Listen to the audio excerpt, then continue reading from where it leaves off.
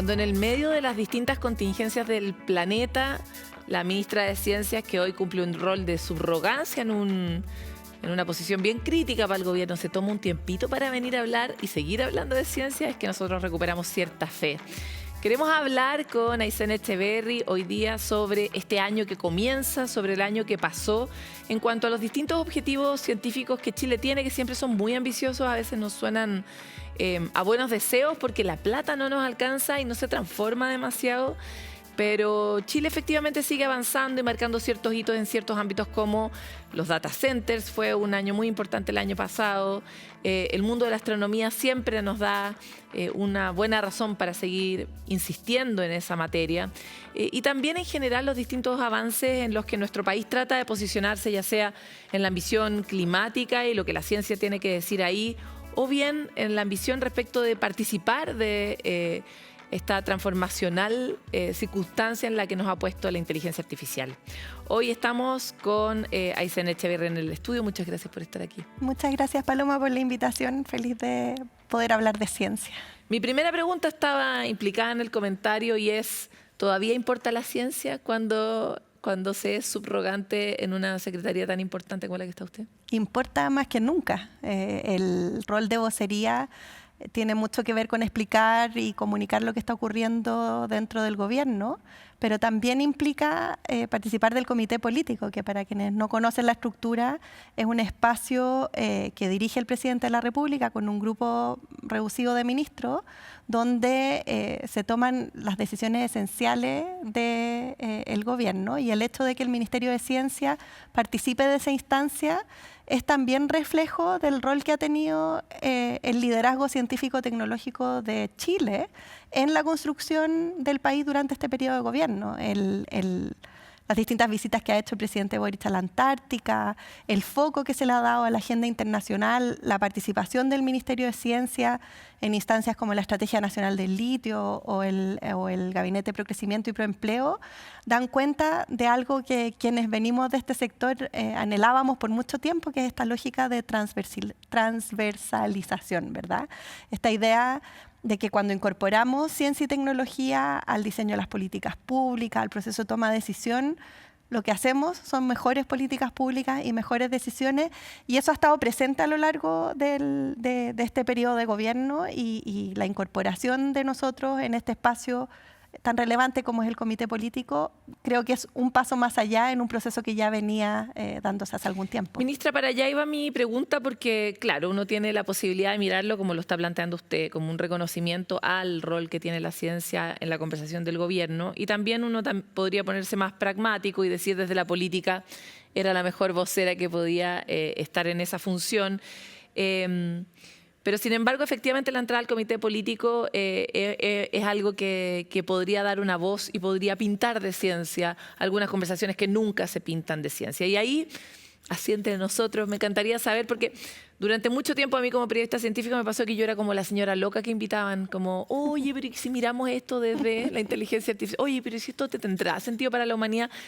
¿Le pasa que se siente como la señora loca de la mesa del comité político o efectivamente ve ahí la posibilidad de polinizar esa conversación que a veces está tan capturada por las cosas que ya ha conocido durante este tiempo? Veo el espacio permanentemente, de nuevo, porque no es algo que ocurre de la noche a la mañana, sino que hay un proceso detrás.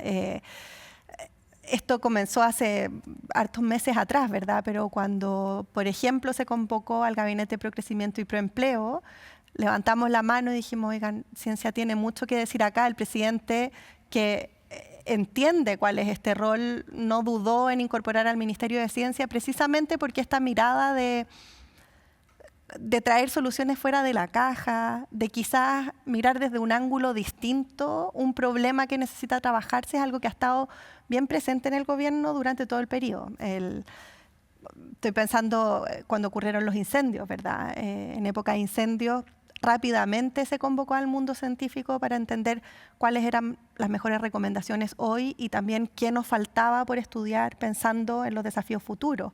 O en materia de seguridad, donde pudimos poner a disposición del Ministerio del Interior en su momento mucha información disponible, pero también identificar que necesitábamos a más científicos y científicas en el ámbito de la seguridad y por eso se focalizaron las becas. Entonces, ha sido un proceso que está dado en ese espacio de discusión política, pero también en la vocería, a propósito de lo que tú decías, Paloma, porque nos hemos preocupado de que en la misma vocería incorporar temas científicos para que llegue no solo a los espacios políticos, sino que también a espacios ciudadanos, de que hay una forma de hacer las cosas y de que en Chile, lo hemos dicho siempre, hay muy buena ciencia, ciencia de la que tenemos que estar muy orgullosos.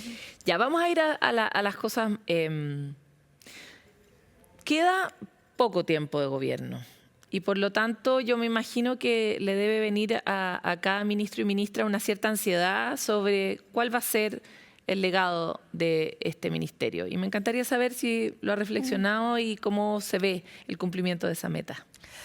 Nosotros nos pusimos 2 desafíos muy grandes cuando a mí recién me nombraron ministra de Ciencia. El primero tenía que ver con el ámbito tecnológico. Y estábamos, a uno se le olvida, pero era a pocos meses de que se hubiese disponibilizado ChatGPT en su primera versión. Eso pasó hace no tanto tiempo.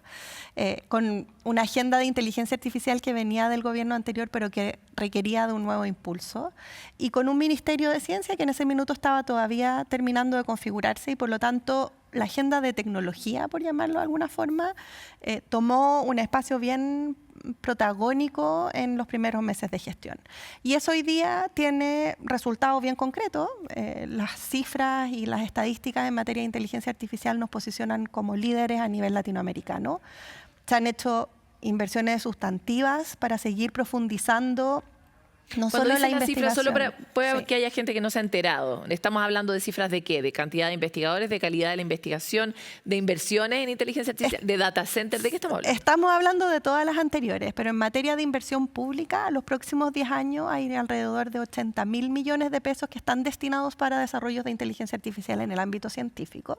Pero a eso se suma lo que estamos haciendo en materia de inversión. Tú mencionabas data center, tiene que ver con eso, porque la inteligencia artificial no ocurre en el aire, en el vacío, sino que ocurre en infraestructuras que la soporte. Y ahí el Plan Nacional de Data Center a lo que apunta es aumentar la infraestructura disponible. También en números de científicos. Hoy día tenemos el primer doctorado de inteligencia artificial que lleva adelante el Crutch Bio Bio. Hay otros que están en preparación, pero además tenemos cada vez más a más gente preparándose en materia de inteligencia artificial. Y por el lado de la industria, vemos cómo los sectores productivos rápidamente han incorporado esta tecnología con impactos en su productividad que esperamos se potencien durante el próximo año. Y en términos institucionales, que esto también es relevante, en un ministerio que estaba en construcción, a partir de enero de este año, el ministerio cuenta con una división de tecnologías emergentes. Porque así como hoy día fue la inteligencia artificial, sabemos que Chile tiene un gran potencial en materia de biotecnología, muy asociado a la Estrategia Nacional del Litio, donde hoy día ya estamos haciendo inversiones para estudiar extremófilos, para entender impactos medioambientales, que está muy asociado a esa industria de biotecnología también. Sabemos que a la vuelta de la esquina viene el quantum. Tuvimos una comisión experta en materia de quantum y todo ese mundo, ¿verdad?, de tecnología emergente que están muy ancladas en la ciencia y que tienen un alto impacto disruptivo y que pueden ayudar a sofisticar nuestra matriz productiva. Por ejemplo, hoy día tienen un espacio dentro de la institucionalidad a través de esta división. Ministra, Chile, por esfuerzos creativos en entrar antes a las conversaciones, es un país súper intuitivo igual. O sea, en algún momento hubo una gran estrategia nacional para tratar de conectar a más personas y eso igual ha impactado en otros índices que posteriormente nos han hecho famosos, la velocidad de Internet, la apropiación tecnológica, la cantidad de celulares que tenemos por persona. Hacemos una ciencia de mejor calidad, tenemos estas iluminaciones de participar de conversaciones globales de las que uno diría, pero un país tan chico metido en la inteligencia global, raro, ¿no? O tenemos esta otra iluminación de decir vamos a ser, no sé, carbono neutrales cuando no somos los responsables principales. Parece que como por ideas no nos quedamos, pero nos quedamos por presupuesto y nos venimos quedando por presupuesto los últimos 40 años y más. ¿Cuándo y en qué momento se va a cumplir esa promesa con la que empezó este gobierno y que todavía no puede cumplir? Y esa es la segunda parte de esta idea de en qué hemos trabajado, ¿verdad? No me atrevería a decir legado, pero sí en dónde han estado puestas las energías. Y tiene que ver precisamente con el financiamiento en ciencia y tecnología.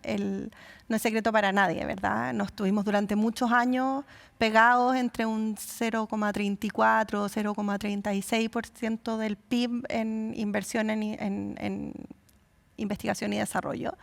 Nos pegamos un salto el primer año de gobierno. Hay que recordar que estas estadísticas se ven con 2 años de desfase, por lo tanto vemos recién el primer año de gobierno que nos permitió llegar a 0,39. Aumentamos al año siguiente y al tercer año de gobierno en porcentajes que bordean el 10% en inversión pública en I+D.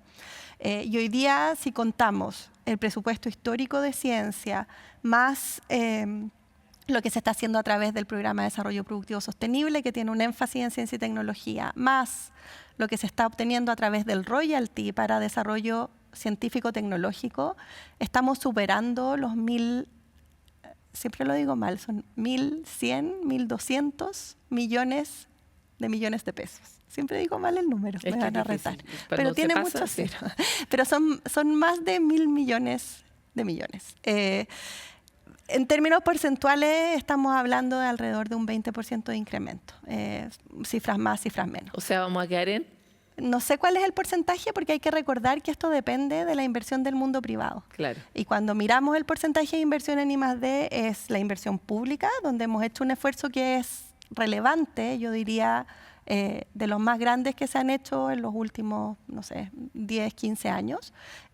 Pero además hemos trabajado de la mano con el sector privado y también en materia legal con el proyecto de ley de transferencia de tecnología para poder facilitar la inversión en I+D por el sector privado también. El resultado de este trabajo lo vamos a ver en el primer año del próximo gobierno. Primero o segundo año del próximo gobierno vamos a ver las cifras. Yo me atrevería a apostar que vamos a pasar con creces el 0,4% del PIB, que es una barrera un poco psicológica, la barrera ¿verdad? Psicológica que siempre estamos como Exacto. tocando, ¿no? Pero lo que es interesante, más allá de la inversión que se ha hecho, que como decía es importante, es que también trazamos un camino de crecimiento. Porque todos nos hicimos la pregunta en algún momento, ok, si queremos llegar al 1% del PIB, ¿cómo?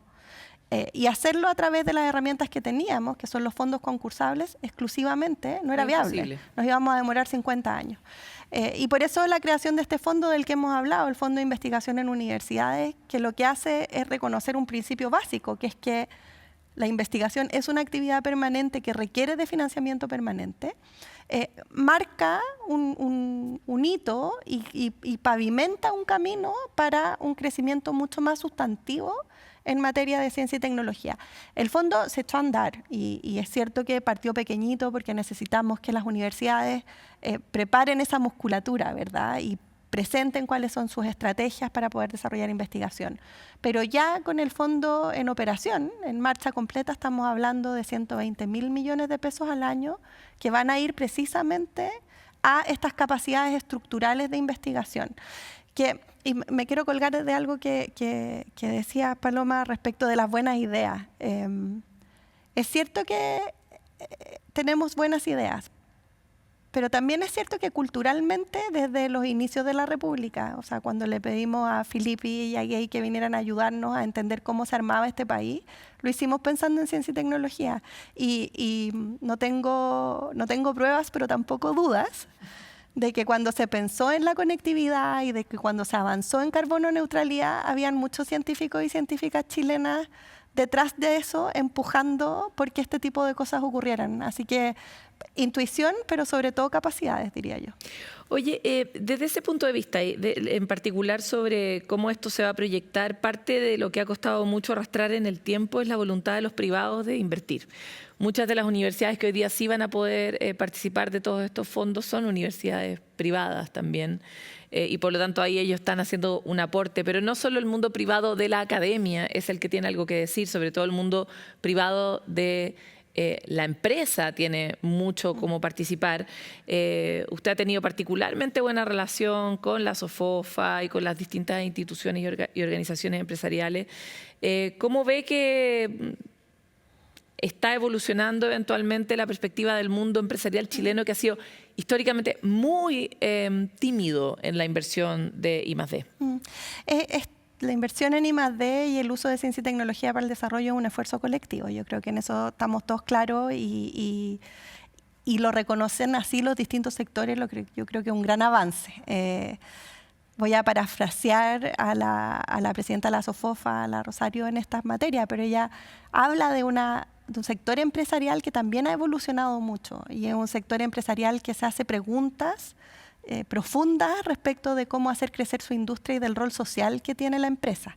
Y eso viene necesariamente de la mano de la ciencia y la tecnología. Y ocurre en empresas grandes y en empresas pequeñas. En empresas grandes, Codelco, hoy día creo, su presidente Máximo Pacheco dio una entrevista contando los buenos resultados de Codelco este año. Yo agregaría a eso el esfuerzo que ha hecho en, por ejemplo, transformación digital e incorporación de inteligencia artificial en sus procesos.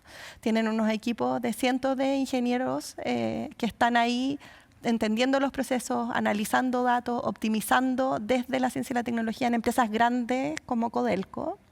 Y también en las pequeñas. Leo Prieto se ganó un premio Boni este año.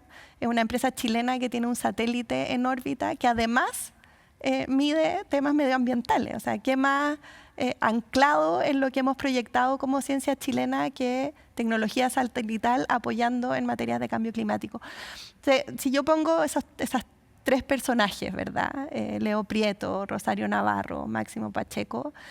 Yo veo un mundo empresarial en toda su diversidad. Que se está moviendo. Que se está moviendo y que tiene una preocupación por estas materias y que está invirtiendo en esta dirección y que justifica que desde el gobierno hagamos mayor inversión pública, mejores regulaciones para que las universidades puedan trabajar con el sector empresarial y que sigamos desde el mundo político empujando porque haya más ciencia en todos los espacios.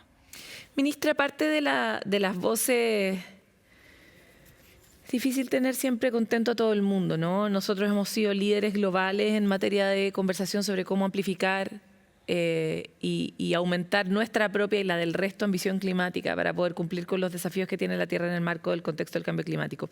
Pero paralelamente nosotros estamos poniendo muy al servicio nuestra economía con los costos que eso tiene, ¿no? O sea, estamos muy orientados a producir una alta cantidad de minerales críticos para la transición energética, muy interesados en ver de qué manera podemos participar ahí con el hidrógeno verde y con el litio. Y todas esas cosas tienen costos para nuestros territorios y empieza a ser difícil caminar y mascar chicle en el fondo. O sea, con uno sí estamos empujando la ciencia, con el otro también, pero con uno a veces estamos descosiendo el camino que cose el otro. Y ahí surge toda la conversación que surgió durante este año a propósito, por un lado, de los permisos, del mundo de los permisos, por otro lado, de por qué le tendríamos que estar resolviendo nosotros los problemas a Europa. Y ahí me encantaría conocer su mirada, porque creo que es una mirada difícil. En el fondo, tomar una posición en este contexto es complicado. Pero ¿cuáles son las reflexiones que trae para el país y desde el mundo del impulso de la ciencia que tenga sentido hacer todos esos esfuerzos? Me acuerdo cuando recién me nombraron ministra, tuvimos una entrevista acá y hablamos en ese entonces de desarrollo productivo sostenible, ¿verdad? Que era este concepto que se Además, usted participaba directamente de ese. Sigo participando. Que era este concepto como una forma nueva de lograr este equilibrio entre desarrollo productivo, sustentabilidad y también equidad territorial, ¿verdad? Que es algo de lo que nos tenemos que preocupar. Y en ese entonces, esto que era una idea que se estaba transformando en un programa, todavía no daba frutos y resultados. Desde ese momento hasta ahora, hemos logrado dotarlo de contenido con ejemplos muy concretos. Y yo soy de aquellos que son convencidos que cuando uno incorpora ciencia y tecnología en la juguera, es posible tener un desarrollo productivo incluso basado en recursos naturales que a su vez permite desarrollo económico y que se hace de manera sustentable.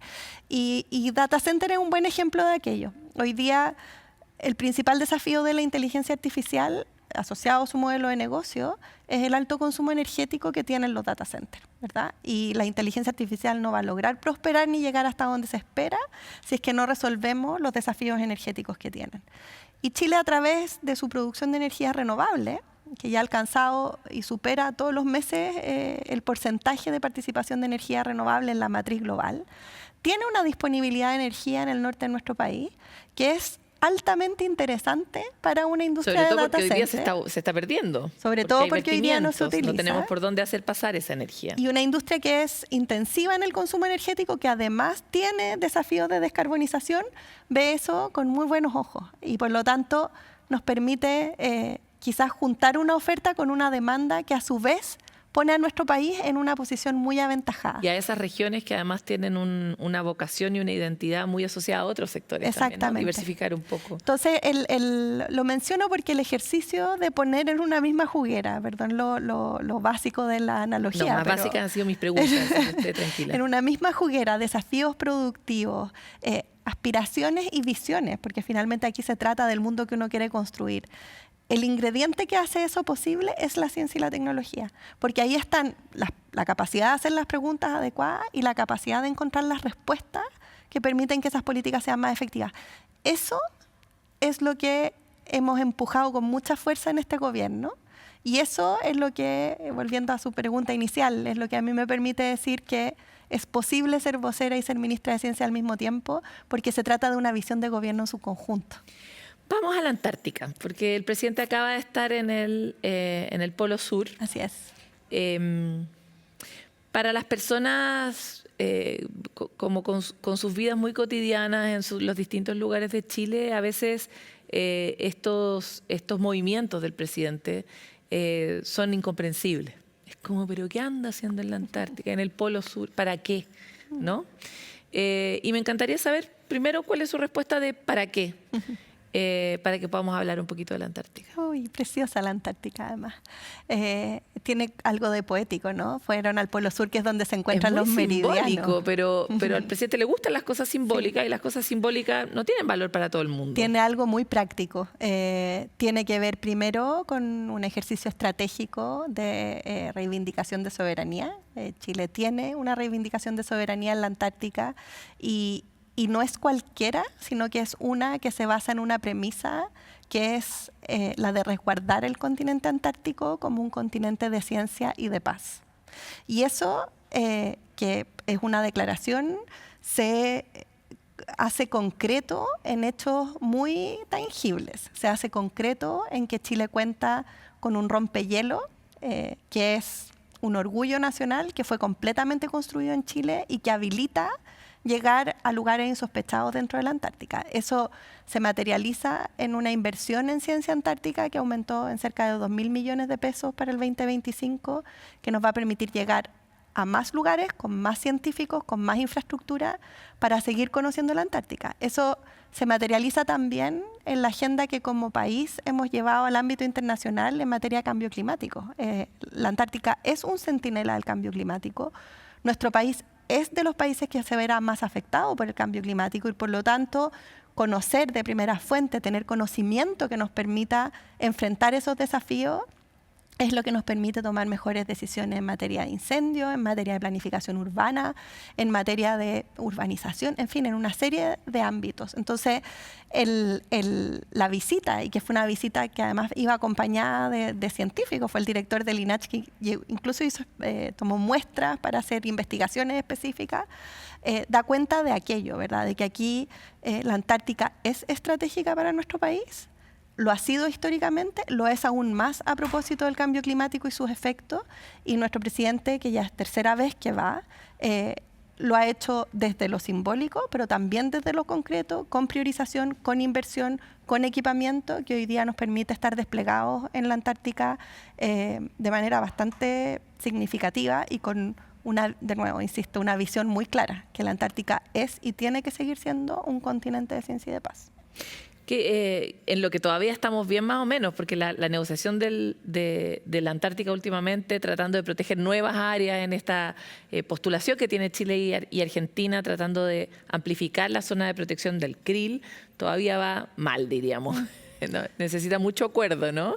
Y que es parte de la agenda que hemos promovido. O sea, en términos de negociaciones internacionales, la visita del presidente contribuye mucho en esa dirección. El hecho que hayamos ido hace algunos meses atrás con el director general de Naciones Unidas también tiene mucho que ver con ese posicionamiento internacional, volviendo al inicio de la pregunta, ¿verdad? Son cosas que a lo mejor no están en el día a día y en la contingencia inmediata, ¿verdad?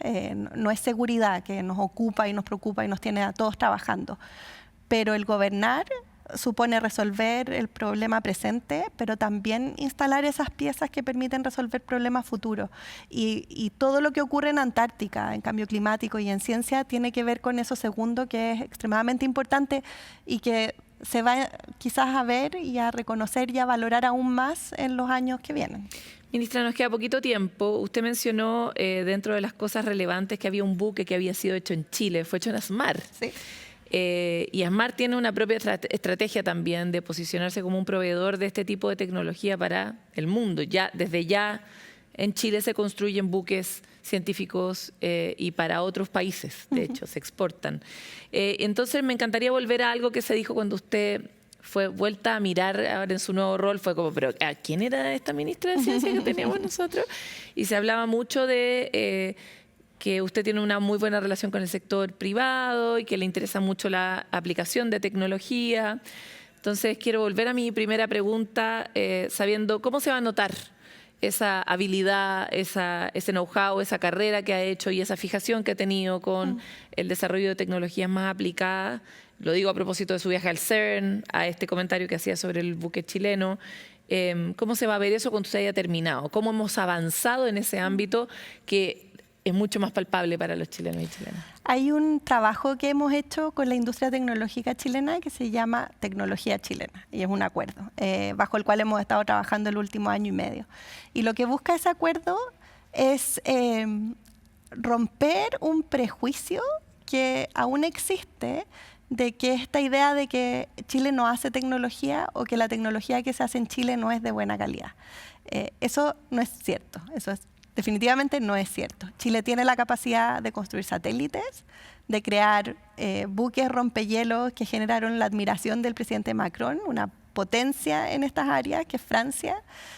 Tiene la capacidad de incorporar tecnología e inteligencia artificial en sus empresas públicas. Nuestra industria, la grande y la chica, está muy avanzada en materia de digitalización y aquí se hace tecnología que contribuye precisamente a que nuestras industrias más tradicionales sean más sustentables. Estoy pensando en la salmonicultura, en la minería, que son industrias que históricamente han requerido también de ciencia y tecnología para mejorar, por ejemplo, sus índices de sustentabilidad. Eso que llamamos tecnología chilena es algo que debiese llenarnos de orgullo y no sé si no soy yo quien tiene que evaluarlo al final del periodo, pero yo sí espero que, terminado mi rol en el Ministerio de Ciencia, el decir que tecnología chilena es buena tecnología sea algo como evidente, ¿verdad? Que ya no sea un prejuicio en el sentido contrario, sino que sea de toda lógica enorgullecernos de la tecnología que se hace en nuestro país. Ministra, le quiero agradecer y la vamos a invitar antes de que termine este gobierno para poder evaluar todo eso. Muchas gracias, Paloma. Gracias a usted.